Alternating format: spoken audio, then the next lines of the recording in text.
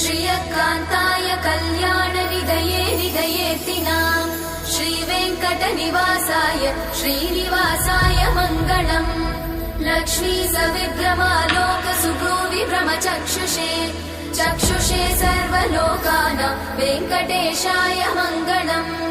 श्रीवेङ्कटाद्रिशृङ्गाग्रमङ्गलाभरणाङ्ग्रये मङ्गलानां निवासाय श्रीनिवासाय मङ्गलम्। सर्वावयव सौन्दर्य सम्पदा सर्वचेतसां सदा सम्मोहनायास्तु वेङ्कटेशाय मङ्गलम्।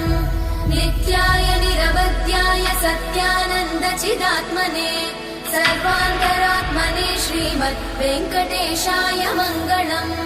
स्वतः सर्वविदे सर्वशक्तये सर्वशेषिने सुलभाय सुशीलाय वेङ्कटेशाय मङ्गलम्।